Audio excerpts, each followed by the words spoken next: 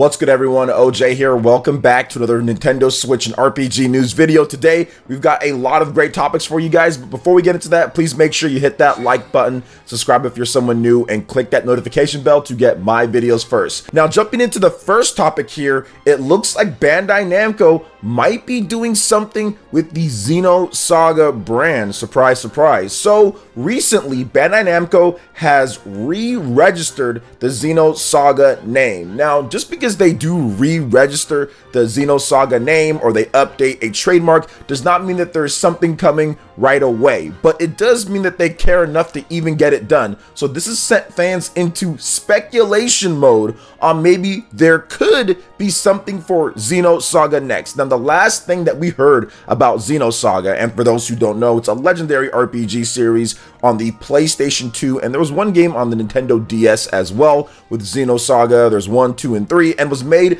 by current Xenoblade Chronicles developers Monolith Soft before Nintendo purchased them, kind of like in between their phase of after Square Enix, where they were doing various different types of games. And XENOSAGA is a game that is just awesome, and there are some inspirations in Xenoblade from XENOSAGA, although there is no complete for sure direct link outside of a few things here and there. But a lot of Monolith Soft fans, a lot of Xenoblade fans really do like XENOSAGA. So I feel that XENOSAGA is just important in general for many people out there, as they are still great turn-based RPGs to this day. But we also have to factor in that Bandai Namco actually looked into bringing back XENOSAGA a couple years ago or so. Mr. Hadara, who is the head of Bandai Namco, who gets to pick, hey, what games are going to be released and what's going on, like he looks at it from a corporate level. He stated that they looked at that. They looked at XENOSAGA 1 through 3 and said, you know what?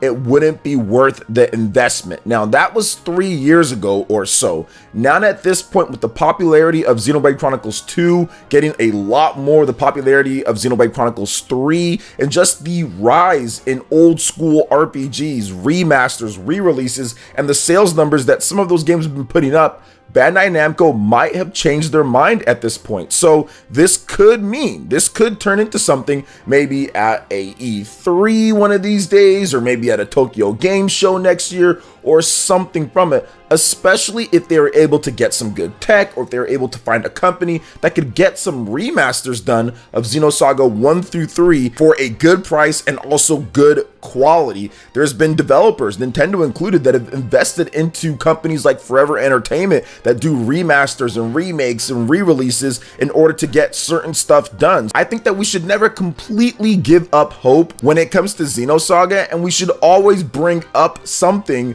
when it comes to it, just so Bandai Namco can have their ear out, just so the fans can have their ears out and still say it, so Bandai Namco knows that the fans still want XENOSAGA. So I'll always report on any type of news when it comes down to it, because Bandai Namco is listening. They actually did state that, yeah, they listen to what the fans are looking at when it comes to games. So keep on letting Bandai Namco know, like, keep on spreading the news when it comes to XENOSAGA, and maybe one of these days something does happen, and maybe this re-registering of the XENOSAGA name is the start of something beautiful that we could see XENOSAGA on modern platforms. Imagine that on the Nintendo Switch playing any way that you want. I think that would be incredible. Also, PlayStation would be great as well, as the original games were on the PlayStation 2. So I think that this could be something, but it's nothing as of right now. It's just a re-registering of the XENOSAGA name and trademark. But what do you guys think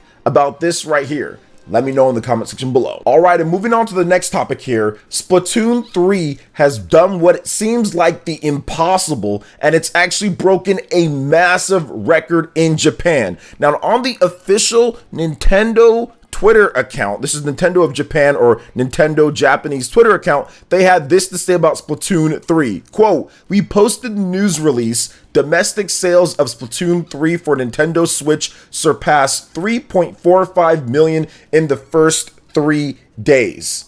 In the first 3 days. So this is more than any Mario game released on the Nintendo Switch. This is more than any Dragon Quest game. This is more than any Zelda game. This is more than any Animal Crossing game. This is more than everything that's been released on the Nintendo Switch. But not only that, also in all of Japan in the history. So it goes past everything. Think of all the biggest launches. First 3 days, Splatoon 3 is the highest selling one, which is what I think at this point people felt would be impossible to do for a franchise like Splatoon that wasn't an original franchise for Nintendo, or an old school franchise like a Mario or a Zelda or something like that, like a Pokemon game, which it beat out all of those. I don't think anybody had that on their card this year. Now, we all knew that Splatoon 3 was going to have a massive launch and it could do really well and it was going to sell a lot in Japan. I actually made a video not too long ago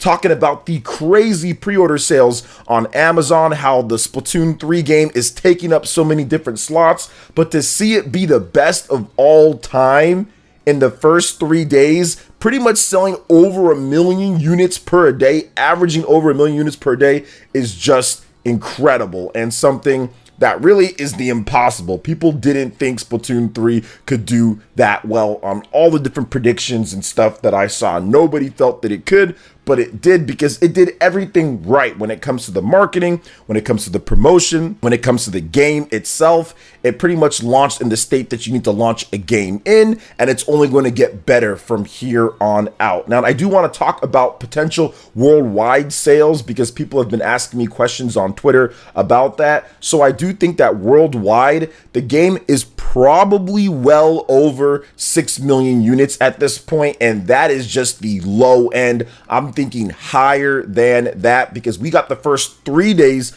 of sales in Japan, so the game is going to continue selling, has been continue selling. So I do feel that it's going to be far more than that by the time that we get the official numbers worldwide from Nintendo. So Splatoon 3 is a mega hit. I know that there's a lot of people here in the West that like to downplay the success of Splatoon because maybe they don't like the game as much compared to other classic franchises that haven't came back or not. But if you were wondering, or if you were skeptical about what Nintendo's major franchises are, or if Splatoon fits the bill for that, I think that this completely solves everything when it comes to Splatoon and how Nintendo treats it going forward. It's a super AAA franchise. We saw that with Splatoon 3 in terms of the resources they put into the game to make sure that everything works well and functions and supports a lot of stuff, and going forward is going to continue to get that support. So the money was put in there, and now they're reaping the rewards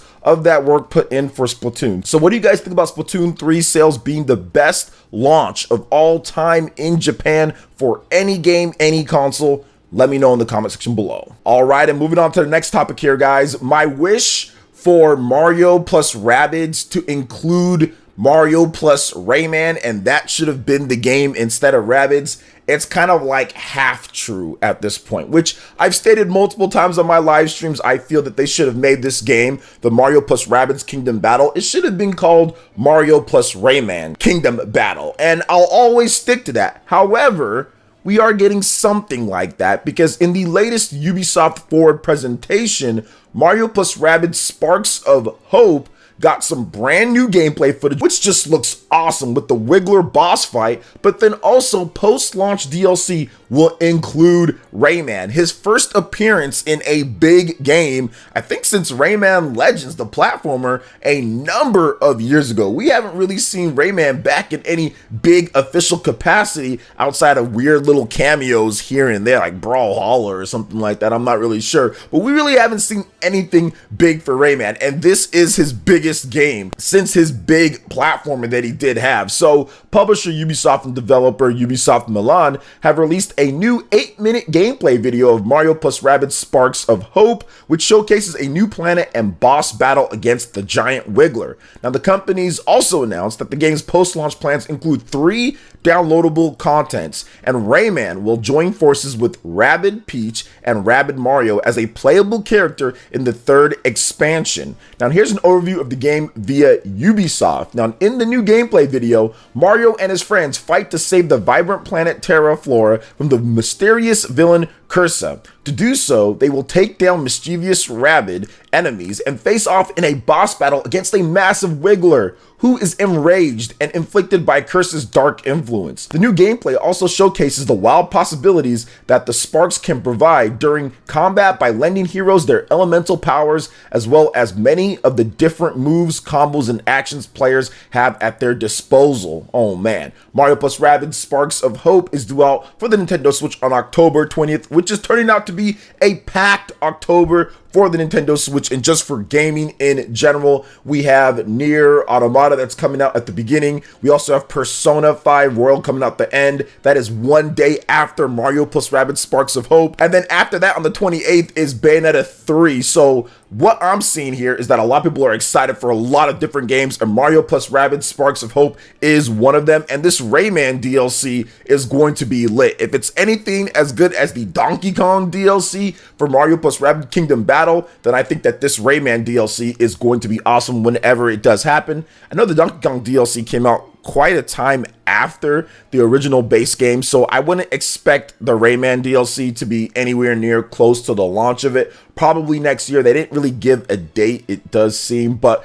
either way, it's cool to see Rayman back in some type of way, and not some type of smaller fighting game or some type of weird cameo or mobile or whatever the case is, but in a big AAA style of game with Mario. I mean, we've been waiting for that for quite some time, right? So what do you guys think about this new gameplay footage for Mario plus Rabbids Sparks of Hope and the Rayman DLC? Planning on picking this game up at some point?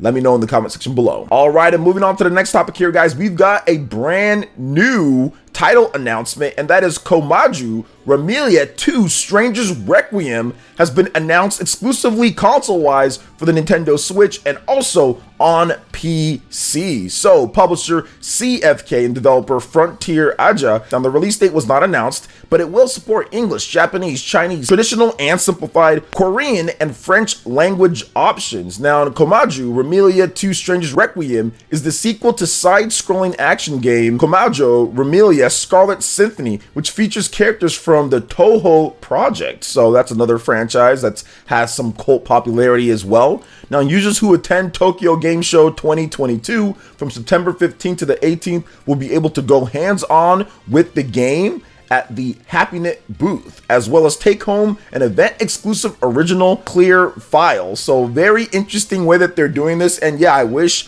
I could go to Tokyo Game Show, but I can't go to Tokyo Game Show, but I want to go to Tokyo Game Show and check out some of these new games. And this side-scrolling project actually looks pretty cool. It kind of reminds me of Castlevania, especially with the castle in the back and all of the bats and everything. More cool side-scrolling projects on the Switch, the better when it comes down to it. And this game will support pretty much every single language here, so you can pick it up even if it doesn't get an official release in every country. So what do you guys think about this side-scrolling project for the Nintendo Switch and also PC? Let me know in the comment section below. All right, and moving on to the next topic here. One of the surprise announcements is a brand new Nintendo Switch side-scrolling co-op Disney adventure with Mickey Mouse and friends. I mean, I did not expect this at all. So, publisher Disney Interactive and developer Dala Studios have announced side-scrolling 4-player cooperative platformer Disney Illusion Island for Switch. It will launch in 2023. Now, here's some more information about this game. Join Mickey and friends on a quest to explore the mysterious island of Monoth and recover 3 mystical books to save the world from disaster. Here are the key features. Play as Mickey and friends, choose your favorite character, and unlock special abilities as you perform high-flying platforming feats, solve fun puzzles, and take on epic boss battles. Reveal the mysteries of Disney Illusion Island. Run, swim, swing, and jump your way through a beautiful yet mysterious island and discover rich biomes, intriguing characters, and hidden secrets. Fun with friends in 4-player cooperative play.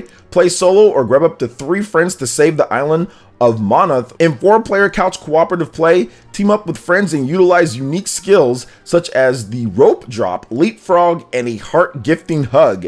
Be a part of the authentic Mickey cartoon. Experience a brand new Mickey and Friends adventure with hand-drawn animation, an orchestrated original score, and authentic voice talents. And that last part is what I'm going to focus on, because that's where this game actually stands out quite a bit, is the fact that it does have a orchestrated music. You can tell during the trailer that the music is going to be pretty beautiful. The hand-drawn animation is very unique and looks great. And the fact that they have the voice talent in there, it felt very authentic. I felt that I was watching, I don't know, some like Mickey Mouse Clubhouse or something with my daughter back in the day or something like that. So the fact that they have all that is pretty cool. Now, no online play, which that kind of sucks, so you can't play online with your friends, but the couch co-op is making a comeback here, and it reminds me of like the games like New Super Mario Bros.